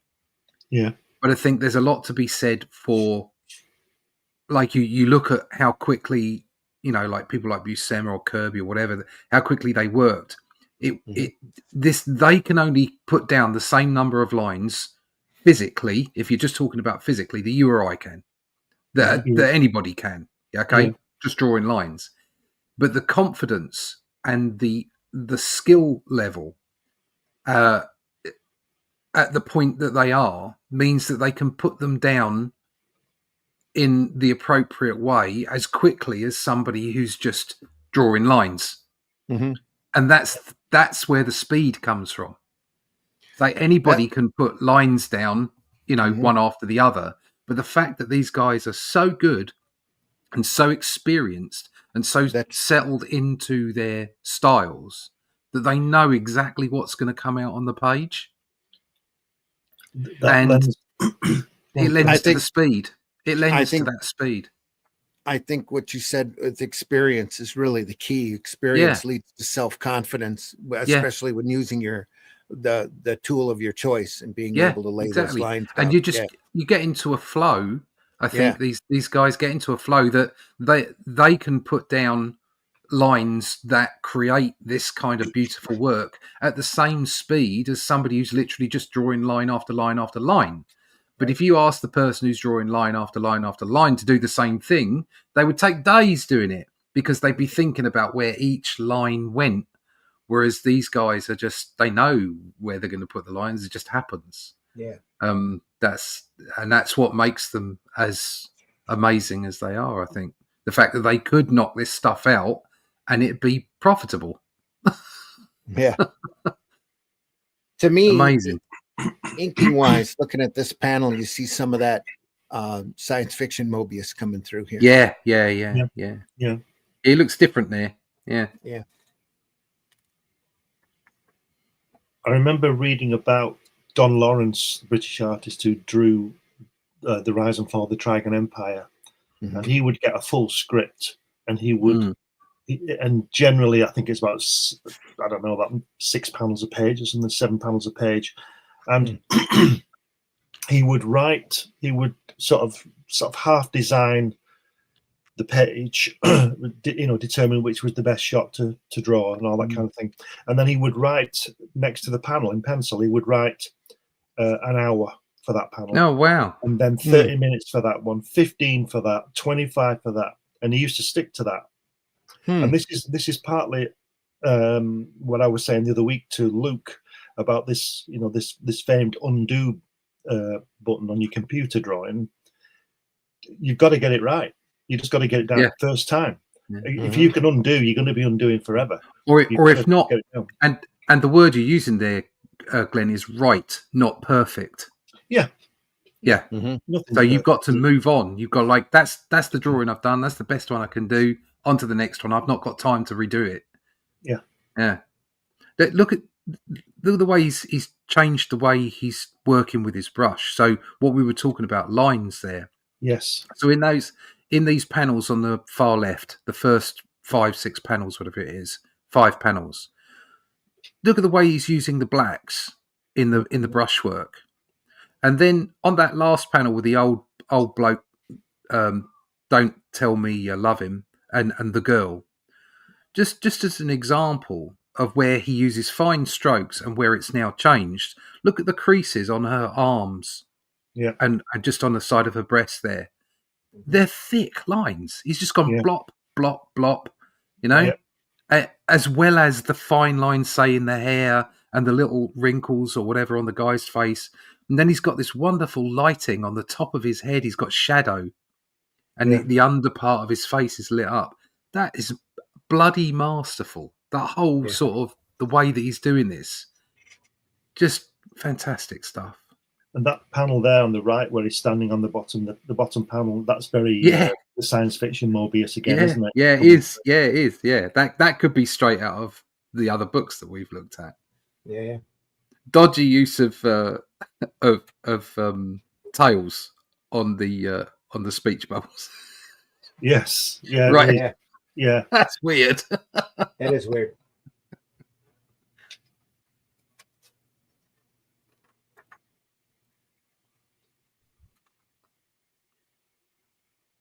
Look at that bottom panel there with that silhouette where he's holding. Yeah. It's fantastic. Brilliant. Yeah. With the harsh lighting here, shadows back behind it. It's just that is so hard to do that and make it convincing. Mm-hmm. This is nice here too.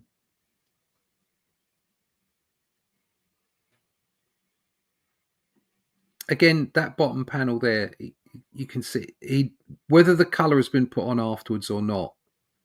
He knows that the color will hold that panel. Yeah.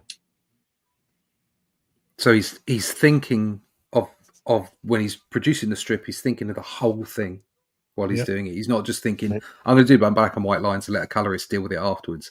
He's incorporating what the color's going to be.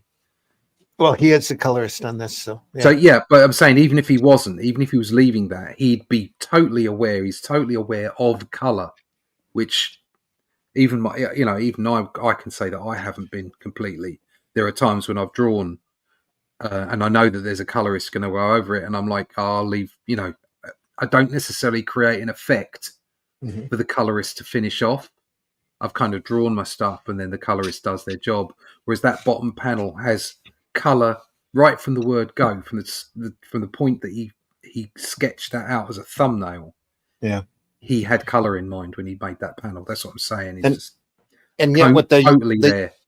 The use of the silhouettes here, you wouldn't be able to help but know it was night even without the color. Exactly. You could see it in black and white, but he knows that the color is going to hold it. Yeah.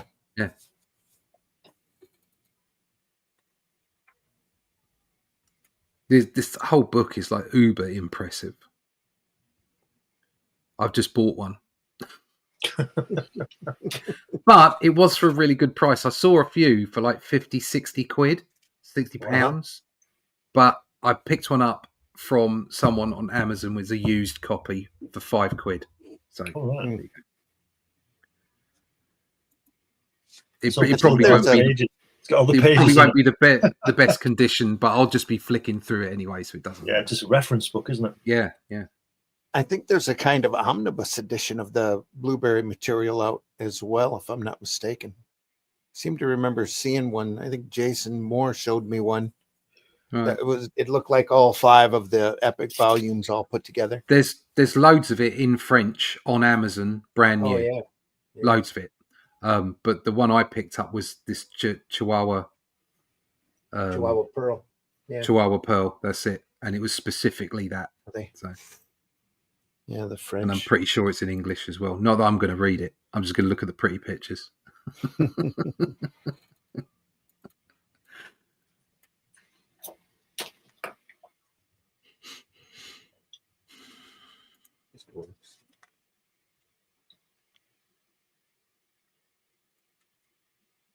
There we go. Ooh, look at that. Lassoed him. Look at that. Whoa. Yeah. Yeehaw. That's great. Looks to me like, in my opinion, looks like he really tightened up here on this sequence. Yeah.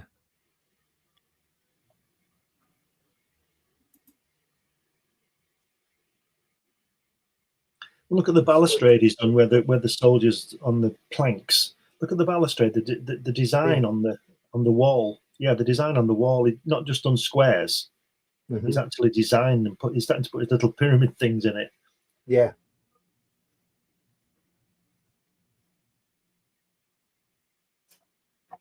Here too, it figures in. Yeah. He uses it as an element. As well.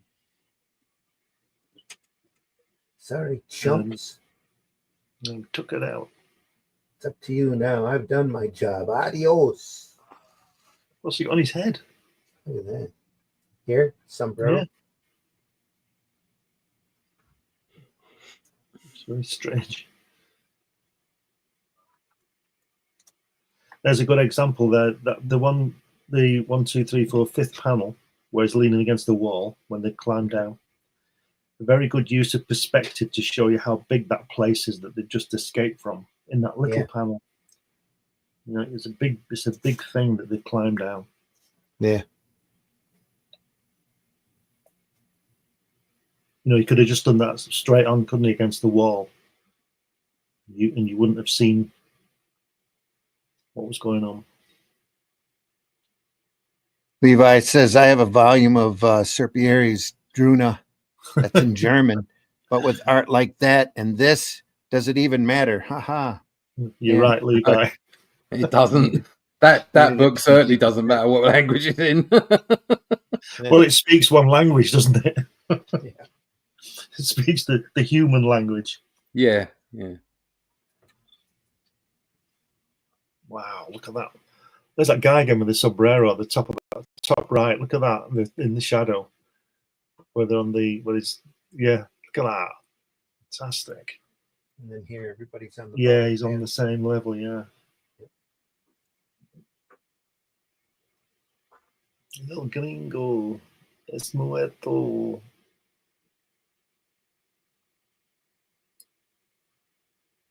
I like this guy with the mustache. It's very cool, isn't he? Until he gets whacked. You can tell he's evil, though. Yeah.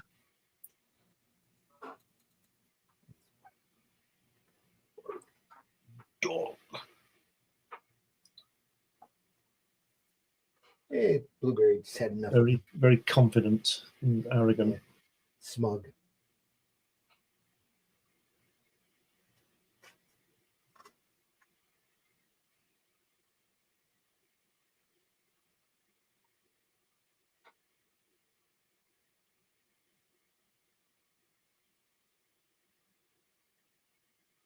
And he's suddenly got an orange head. Yeah. Known to his friends as Orange Head. Kind of a shift in the palette, the color palette there. Russell, get this. He's been tangoed. He's been tangoed, yeah. You've been tangoed.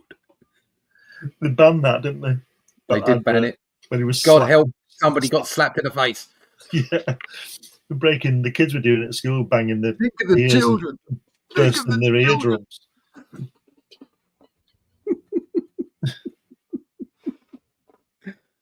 God, such a sanitized society. Yeah, keep trying, don't they? They do.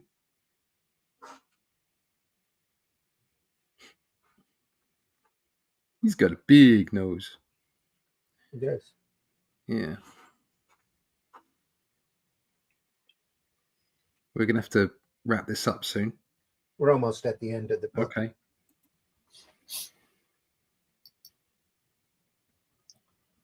To your post. Boom. Look where the horse is off its feet on that bottom pan where the explosion is. Yeah. This works. That was a Marvel comic. It'd say Thoom. Yeah, it would. Right there. Boom.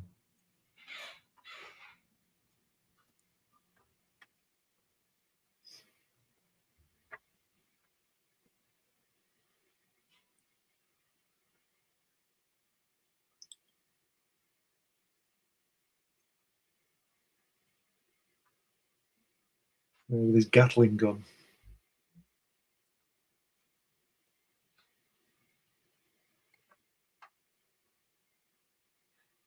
That great lighting on the guy pulling the knife out of the sheath. Look at that. Blam. A lot of action.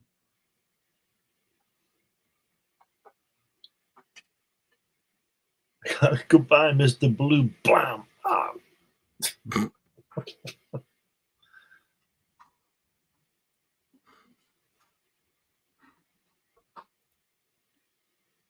It's a bit redundant, that, isn't it? And that big panel there at the bottom, it says, guided by their captive, McClure Red and the outlaws burst into the crypt. Well, we can see they're doing that, can't we? It's a bit redundant, that panel. Just lovely brickwork. Yeah. Again, this just doesn't look like him, does it? It's a completely different vibe. Yeah, he's had a definite shift somewhere, hasn't he, to his later stuff.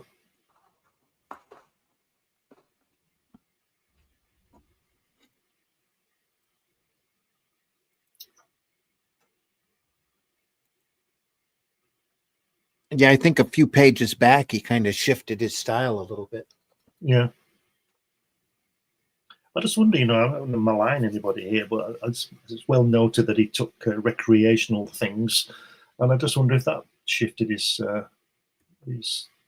view. Well, maybe he'd stopped taking them here. yeah. You never know. If you compare this to the other stuff, Yeah. it's maybe he stopped taking it here. I don't know.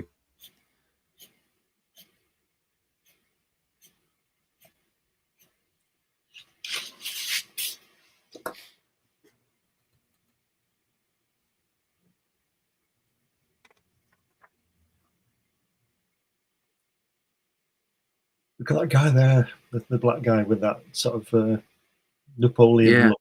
Yeah. Isn't that correct? Look at that. He's got one of those wigs that they wear, like the lawyers wear. Mm-hmm.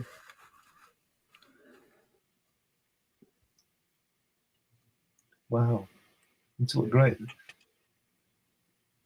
Yeah, that's fantastic, isn't it? It is.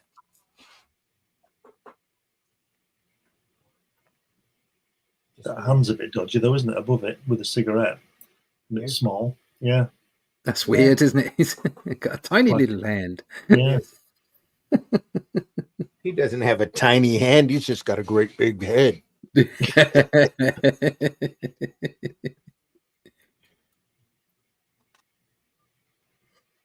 Anymore, I'd be 2 clicks in Photoshop. Just grab it and stretch it up a little bit and good to go. Yeah, I mean, it is easier now. It's a bit more like making a film. Now you can do things in post. Yeah. So you can draw the book up, scan everything in, and if you spot something, you can go, all right, maybe that just needs enlarging or a little stretching or something. I mean, I like to, I've gone back and, like I say, I've replaced panels that I didn't like. But there are a few places where I've just thought, well, it's not worth redrawing that, just slightly move it or whatever. Yeah. Because at the end of the day, it is a print production. You've got to get it out the door, get it done. That's it, exactly. And I was drawing some work for someone else. Did a graphic novel for someone else, and they were really relaxed about that. Their view was, look, once it's scanned in and maybe we want a few minor changes, do it digitally, and it adds to the original artwork because you get something that's part of the process. If you sell that artwork on later, it's like you can say, yeah, that's what it looked like when it got scanned in. And of course, we had to make some minor alterations. Yeah.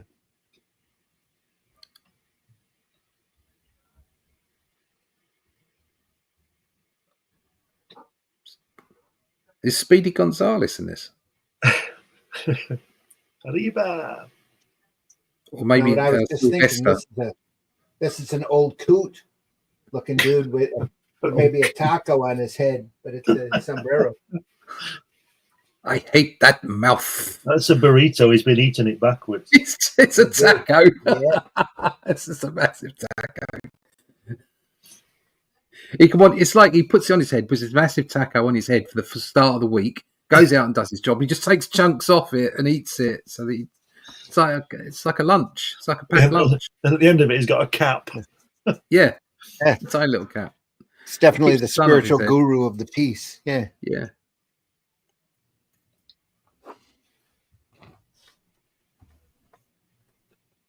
Wow. It's nice.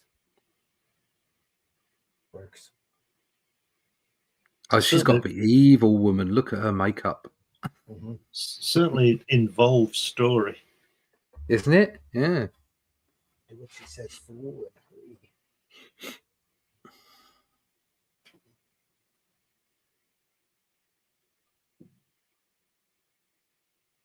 I like the way they're not scared of changing the lettering. You know, like when she's shouting there, big and black and bold, and then he says, "Do what she says, fool and hurry." You know, it's great.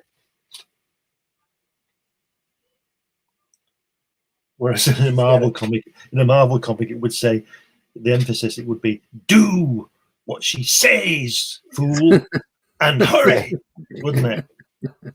Instead of just "Do what she says, fool, and hurry."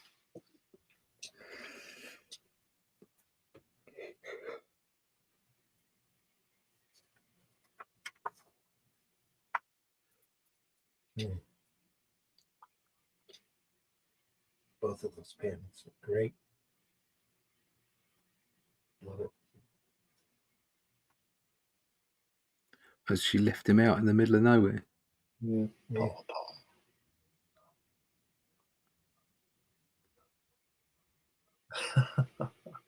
That's the Eiger sanction, isn't it? When Clint leaves David Cassidy's dad in the middle of the desert. Or what is it? Can't remember which film it was. It was one of the Bond films where he left the bad guy in the desert with a can of oil. He Yeah. says, "I don't know how far you'll make it before you just decide it might be a good idea that you drink that oil." And then they say, "Oh, we found his body in the desert." Funny enough, he had oil in his stomach.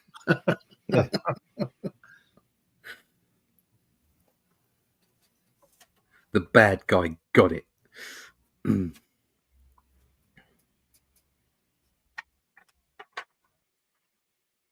Oh, look at that. Yeah. Bottom That panel Oasis scene Oh, there. Oh, amazing. look at the rocks. Yeah. Man alive. It makes you wonder whether he's seen that. Yeah. He Yeah. has. Yeah. Just I gorgeous. love the way that onto the panel next to it, the figures are in red. Mm. Yeah. Kind of a reddish brown here.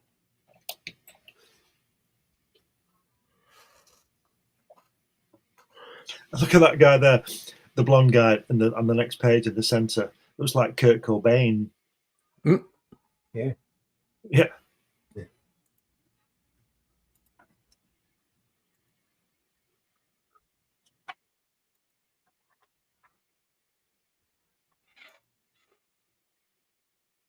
And there's V for Vendetta at the bottom in the center panel.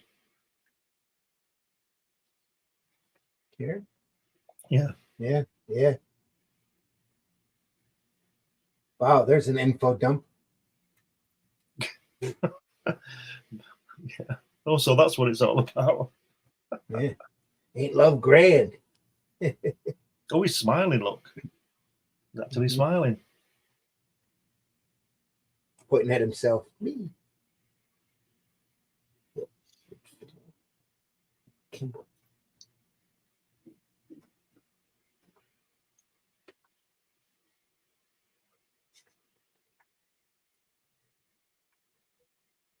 There we go.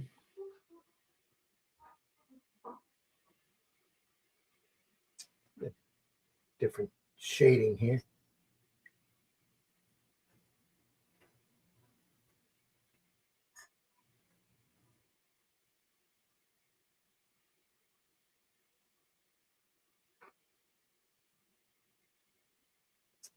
Ballad for a Coffin.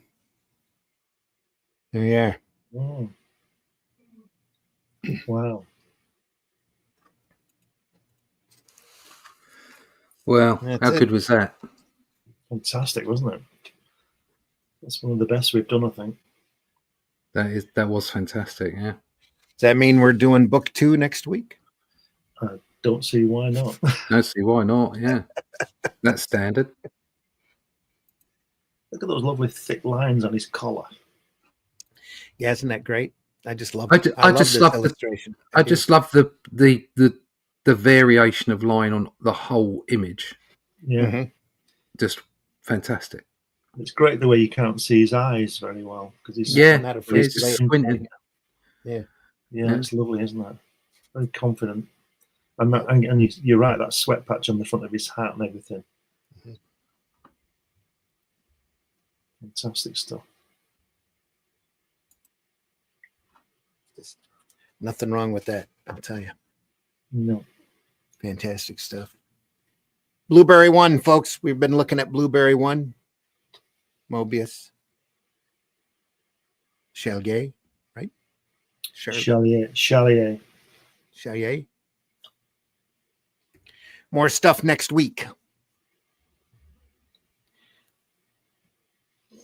This Sunday Funnies. We'll be looking at the NAM. Oh yeah. Michael Golden. Collection Is it- number 1. Is it Bob McLeod on inks on this one? I'm not sure. I think it's all golden.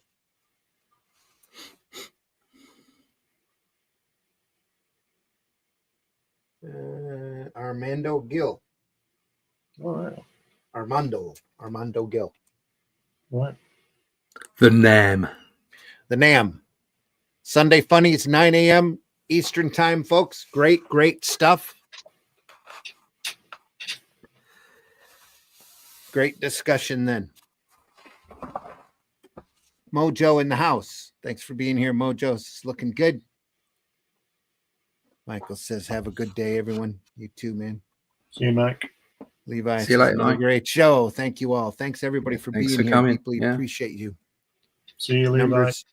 Numbers are real good. We do this every Friday morning at 5 a.m. Eastern time. We look at the best of the best that we can find. We are open for suggestions as well. Leave a comment. Let us know if there's a work that you want us to take a look at. We'll be more than happy to do our best to accommodate it. So deeply appreciate everybody being here. We know the majority of our viewership is after we've recorded the program, because at least on this side of the world, nobody wants to get up at 5 a.m. unless they have to. But we do appreciate you being here whenever you're here. Please tell your friends if you like this kind of broadcast. Spread the word and hit that like button. According to my findings here, nobody's hit that like button yet. So somebody out there, be the first. Hit that like button, hit that love button. Let us know that you appreciate us. Any type of interaction you have with us just adds to our algorithm. We deeply appreciate it. Russ, tell folks where they can find you. You can find me at russleach.com. Sign up for that email list so you can find out all about the Atlantean. It's on its way now. People will be getting their books early December, and we've already started on issue 2. If you didn't pick up an issue beforehand, you'll be able to pick up issue 1 with issue 2. We'll be going March 1st to Fund My Comic again.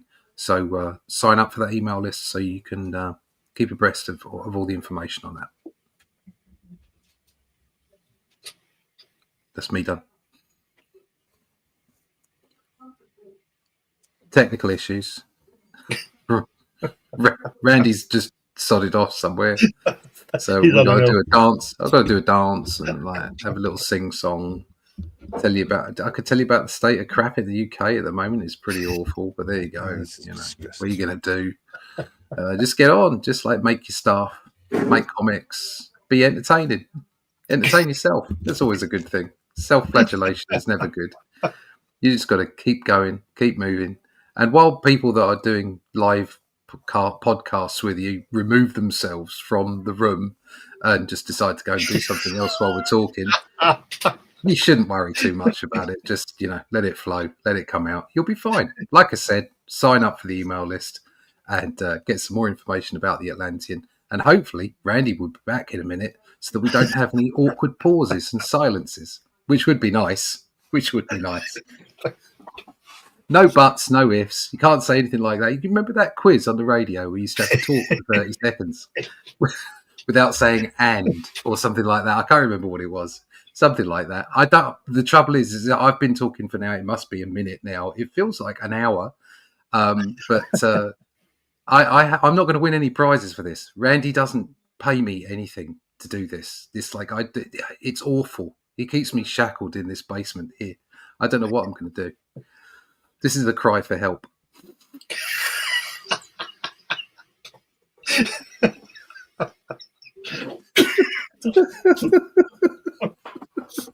I'm sure he'll be back in a minute. I'm sorry, caller. I'll have to put you on hold. I'll get some music.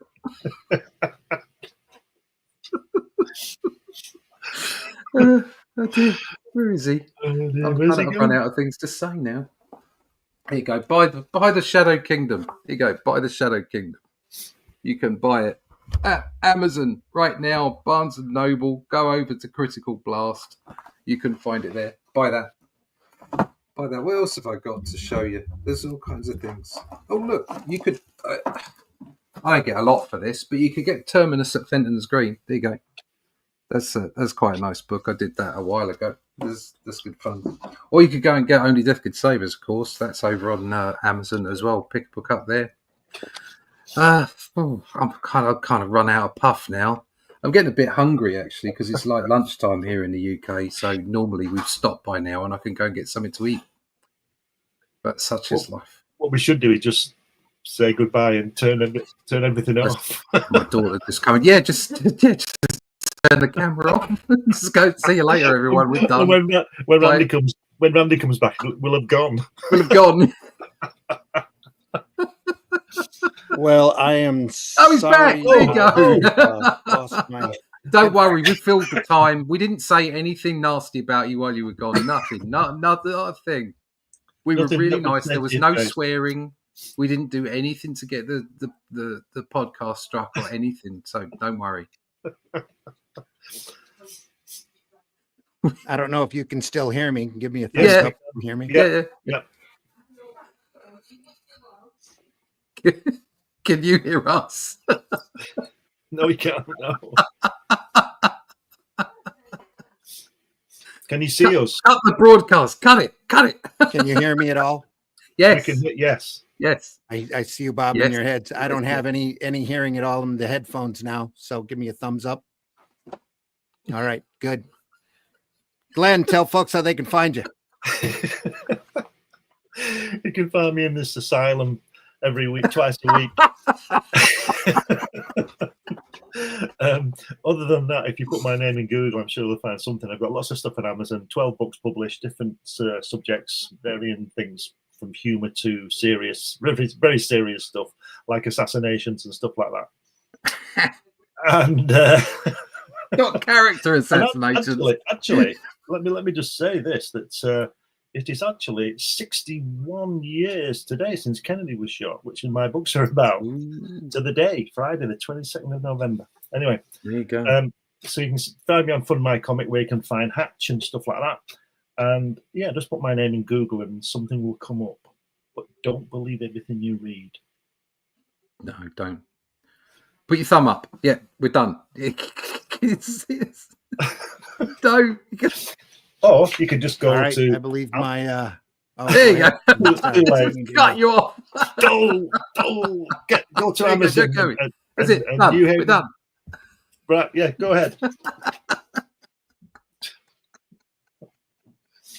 He's gone again. My turn. Oh, here we go. Did I cut you off again? No. Right, you're giving me thumbs up. It's all good. Go for it, Randy. Folks, sorry I lost my headphones. I can't hear anybody talking, but I've been your host, Randy Zimmerman. We deeply appreciate you being here. We'll be back next Friday. I'll hopefully have new headphones by Sunday, and we'll have Sunday funnies then. And with the NAM, we appreciate you all being here. We're going to just end it here. See you on the next one. Buy alternative and independent comics, especially ours. We'll see you on the next one. That's for done. Take care, everybody. Yeah. This is the transparency of wonderful podcasting. I guess like to throw these headphones in the trash now. So we'll see you soon. Okay. Thanks a lot for being here. Take care, everybody.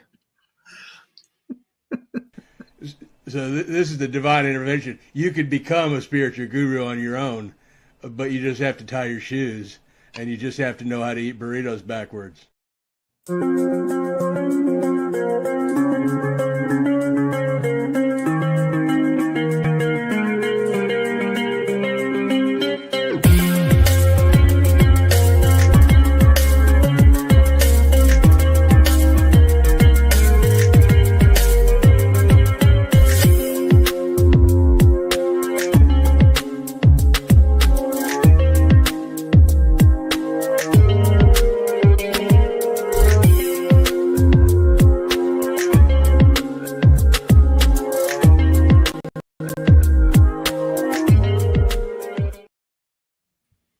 All Can you right. hear now?